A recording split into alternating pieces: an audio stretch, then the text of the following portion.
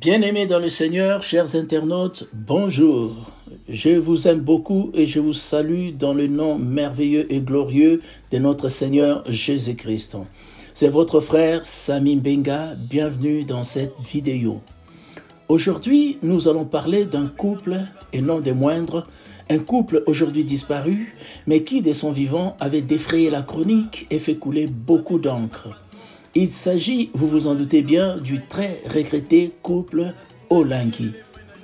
Joseph Ezekiel Olangi Onasambi, plus connu sous le nom de Papa Olangi, décéda à Johannesburg, en Afrique du Sud, le dimanche 1er octobre 2017 à l'âge de 71 ans. 3 jours après son inhumation, à la surprise générale, sa tendre épouse Elisabeth Olangi Wosho quitta ce monde à son tour un certain 5 juin 2018. Mama Olangi avait 68 ans au moment de sa disparition et son décès suscita une vive émotion dans le microcosme évangélique tant national qu'international. Mais qui était donc ce couple hors norme qui ne laissait personne indifférent? Étaient-ils réellement des serviteurs de Dieu ou tout simplement des charlatans, des vendeurs d'illusions? C'est à cette question capitale que beaucoup s'étaient posés dans la ville de Kinshasa et ailleurs que va tenter de répondre cette émission. Si c'est pour vous la toute première fois de nous suivre dans cette chaîne, je vous invite de vous abonner afin de pouvoir suivre nos prochaines émissions. Qui était Papa Olangi et qui était Mama Olangi? Né à Lodja le 14 août 1946, Joseph Ezekiel Olangi Onasambi détenait un diplôme d'ingénieur civil physicien obtenu en 1974 à l'Université catholique de Louvain en Belgique. Après de brillantes études universitaires, il fut engagé comme analyste concepteur de systèmes informatiques à la GECAMIN Lubumbashi, où il travailla de 1976 à 1984. Il était aussi chargé de cours d'informatique à l'université de Lubumbashi et au CIDEP Lubumbashi de 1977 à 1984, avant de rejoindre Kinshasa, où il devint directeur de l'informatique à la SNEL de 1984 à 1996, puis directeur au département Organisation et Contrôle AI en 1995. En quittant la SNEL, il devint administrateur délégué, directeur général de BRIC International. Quant à son épouse, Elisabeth Olangi Wosho Onyombe, elle naquit à Loto dans le Sankuru le 19 novembre 1950. En 1984, Mama Olangi obtint un diplôme de gradué en sociologie industrielle au CIDEP à Lubumbashi. À l'époque, elle était déjà titulaire d'un autre diplôme, celui de la haute couture qui lui avait été décerné en 1976 par l'école de haute couture Grenier de Paris en France. Mais elle était aussi détentrice d'une attestation de réussite de 3e année de graduat en sciences sociales délivrée par l'Université catholique de Louvain, Louvain-la-Neuve, en Belgique. Papa et Mama Olangi se marièrent religieusement le 24 mai 1969 à l'église catholique Sainte-Marie à Liège, en Belgique. Ensemble, ils eurent 7 enfants, à savoir Alain, Paul David, Virginie, Sophie, Ketia, Rachel Aksa et Eunice. Comme on les voit, Papa et Mama Olangi étaient 2 intellectuels qui avaient étudié en Europe et que rien ne prédisposait à devenir pasteur. Ils devinrent serviteurs de Dieu suite à une vision que Mama Olangi reçut du Seigneur après 8 ans passés à chercher Dieu dans les jeûnes et prières.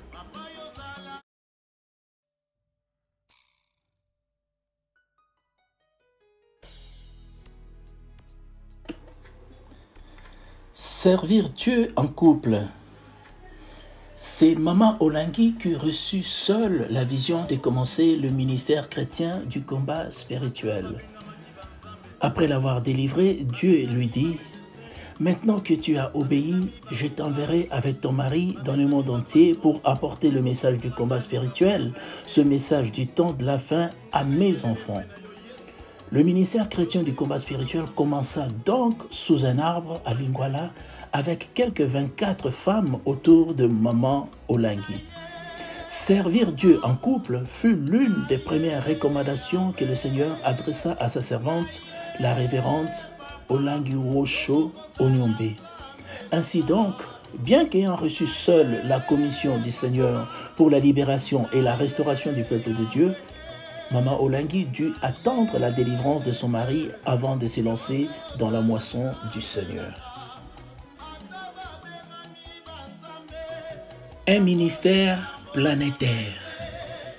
À l'œuvre dans le monde entier pendant plus d'un quart de siècle, le couple Olengi avait mis un point d'honneur à porter l'étendard de Jésus-Christ très haut. Ils prêchèrent l'évangile en public à la radio, à la télévision, par écrit et sur Internet à une kyrielle de personnes éparpillées dans plus de 100 pays différents.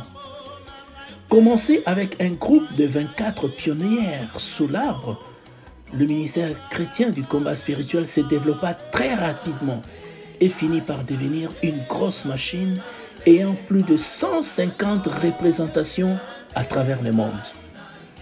Aujourd'hui, on trouve le ministère de Papa et de Maman Olengi dans des coins tels que Guangzhou en Chine, Oslo en Norvège, Tel Aviv en Israël, Kiev en Ukraine, Nouakchott en Mauritanie, Brasilia au Brésil ou même Durban en Afrique du Sud. Selon Jeune Afrique, le couple Olengi était à la tête d'une des églises pentecôtistes les plus populaires d'Afrique.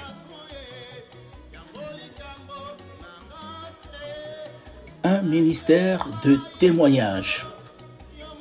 Lorsqu'on vit la parole de Dieu au quotidien d'une manière profonde et sans compromis, au travers d'une intense vie de prière, le Seigneur se manifeste puissamment. Car Dieu aime utiliser les personnes ordinaires pour réaliser des choses extraordinaires. Au ministère chrétien du combat spirituel, on encourage les témoignages. Depuis le démarrage du ministère de Papa et de Maman Olengi en 1990 jusqu'à ces jours, que du chemin parcouru, le Dieu de Papa et de Maman Olengi s'est révélé comme un incomparable faiseur de miracles, un grand facilitateur de mariage. C'est lui qui opère des opérations sans cicatrices, manifestant sa puissance par des signes et des prodiges aussi impressionnants les uns que les autres. Grâce au Dieu du combat spirituel, certaines mamans ont pu ressusciter leurs enfants décédés par la prière. De nombreuses femmes stériles, frappées de stérilité après 15 voire 20 ans de mariage, ont fini par procréer. Des séropositifs, des cancéreux, mais aussi des détraqués mentaux ont retrouvé la santé, leur guérison ayant été attestée par un certificat médical en bonne et due forme. Bien plus, des sorciers notoires ont renoncé à la haute sorcellerie pour suivre Jésus-Christ. Des ivrognes, des prostituées sont devenus de puissants prédicateurs de l'évangile de Jésus-Christ. De célibataires endurcis ont goûté aux joies du mariage à l'âge de 45 voire 50 ans. Des couples désunis ont vu leur union restaurée et leur amour ravivé après 5, 10 ou même 15 ans de séparation. Des laissés pour compte de la société sont passés de l'humiliation à une étonnante élévation, devenant tantôt des hommes et des femmes d'affaires prospères, tantôt des cadres supérieurs d'entreprise. Quelques-uns sont même entrés au gouvernement et sont devenus soit députés, soit ministres, car rien n'est impossible à Dieu. Leur témoignage ne glorifie qu'un seul nom, celui de Jésus-Christ de Nazareth.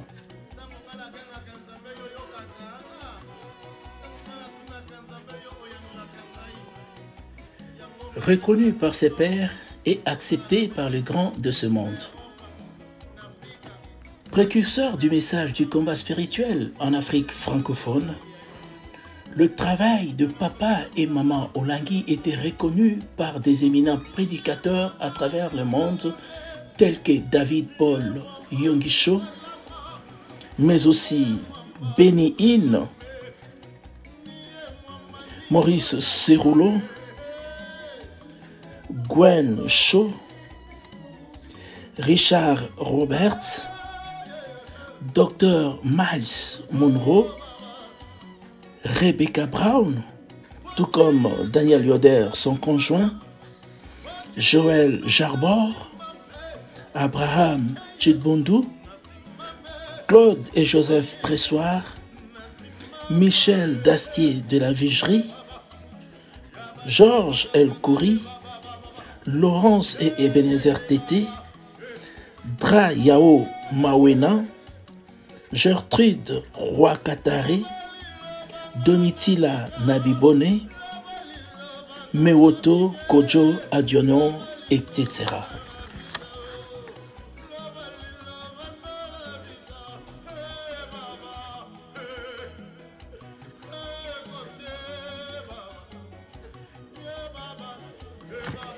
Papa et maman Olangi avaient une particularité. Ils n'hésitaient pas à s'humilier et à s'agenouiller devant d'autres serviteurs de Dieu pour demander une prière de bénédiction.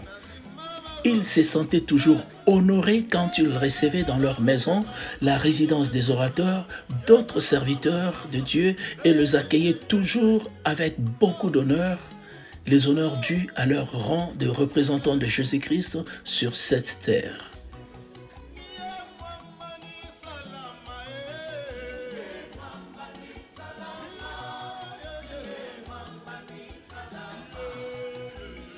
En outre, papa et maman Olangi avaient été reçus par plusieurs chefs d'État et dignitaires de ce monde.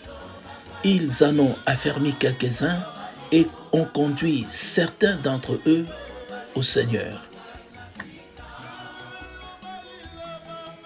Pendant les 15 dernières années de leur existence sur Terre, papa et maman Olangi avaient beaucoup voyagé et avaient été reçus par plusieurs ministres, hauts dignitaires et personnalités de toute origine, à qui ils ont présenté le Seigneur Jésus comme seul Seigneur et Sauveur de ce monde. À cette occasion, certains ont reçu le Seigneur Jésus-Christ dans leur vie et beaucoup ont accepté de suivre les affermissements et le message du combat spirituel en secret à la manière des Nicodème dans la Bible qui est allé voir le Seigneur Jésus pendant la nuit pour ne pas être vu par les gens de ce monde.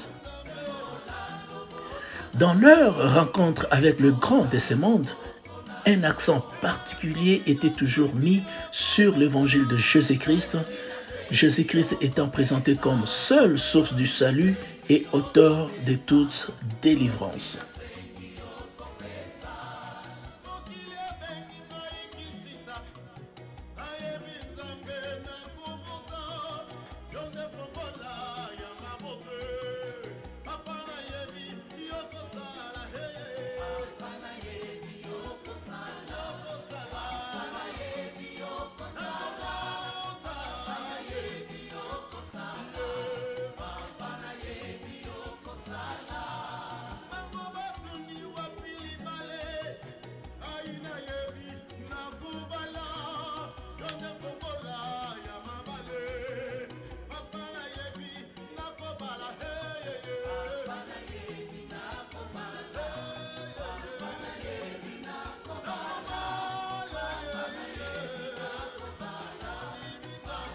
Le Dieu de papa et de maman Olangi. Beaucoup se demandent pourquoi les combattants ont l'habitude de dire « Le Dieu que nous prions est le Dieu de papa Olangi ». Le Dieu que nous prions est le Dieu de maman Olangi ou le Dieu du combat spirituel. Certains y voient une sorte d'idolâtrie, estimant qu'en tenant un tel langage, les fidèles glorifient davantage papa et maman Olangi au lieu de glorifier Jésus-Christ.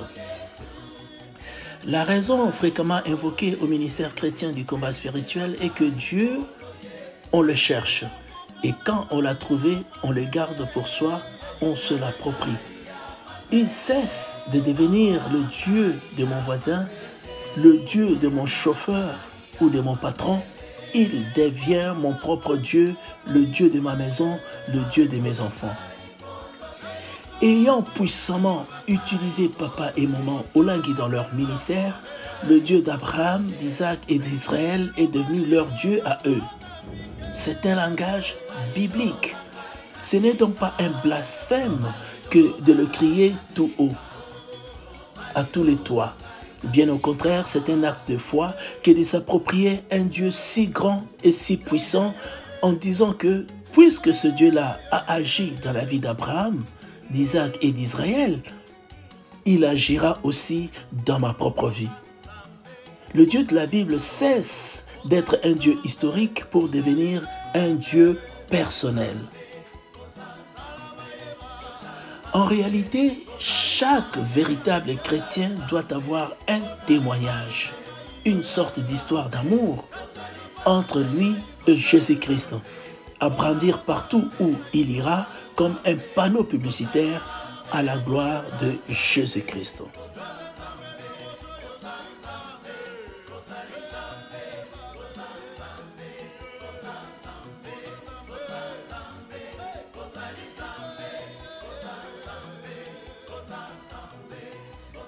Jésus-Christ n'échoue jamais. Il n'y a pas si longtemps, aucune église en République démocratique du Congo ou même en Afrique ne prêchait ouvertement sur le méfait de la sorcellerie ou de la coutume africaine. Aucun pasteur ne parlait en profondeur de la délivrance, encore moins du combat spirituel. Le couple Olengi a véritablement marqué son époque en apportant un langage nouveau, mais aussi des pratiques nouvelles au sein de la communauté chrétienne.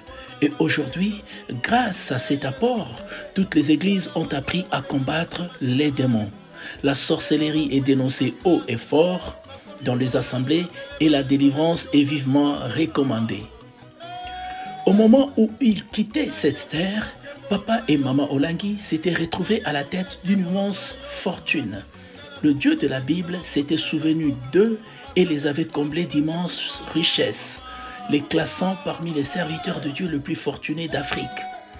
Avec une banque, une chaîne de radio et de télévision, un patrimoine immobilier en Afrique du Sud et en Afrique de l'Ouest, plusieurs cliniques et écoles, sans compter les fermes, les ateliers de couture, les salons de coiffure et les boutiques d'habillement. Avec l'évangile de Jésus-Christ et en dépit des imperfections constatées ici et là, imperfections inhérentes à toute œuvre humaine, le couple Olengi avait atteint de son vivant un niveau qu'aucun autre serviteur de Dieu au Congo n'avait jamais atteint avant eux. Non seulement ils avaient beaucoup reçu de la part du Seigneur, mais aussi papa et maman Olengi donnaient beaucoup. Comme Dorcas Tabitha dans la Bible, maman Olengi donnait aux fidèles sans compter. Elle donnait de l'argent, des habits, de la nourriture, mais aussi des logements, des voitures, des billets d'avion. Beaucoup ont pu finir leurs études grâce à papa et à maman Olengi. Beaucoup ont pu se marier, trouver du travail et briller dans la société grâce au couple Olengi. Papa et maman Olengi, les parents de la multitude, aimaient pousser leurs fidèles vers l'excellence car ils étaient convaincus que Jésus-Christ n'échoue jamais. Merci d'avoir suivi cette vidéo. Si toi aussi tu as expérimenté la puissance du Dieu de papa et de maman Olengi, si toi aussi tu as un témoignage en faveur de ce Dieu, n'hésite pas de nous contacter ou de commenter. Mais surtout, abonnez-vous à notre chaîne. Merci beaucoup et à la prochaine. Bye.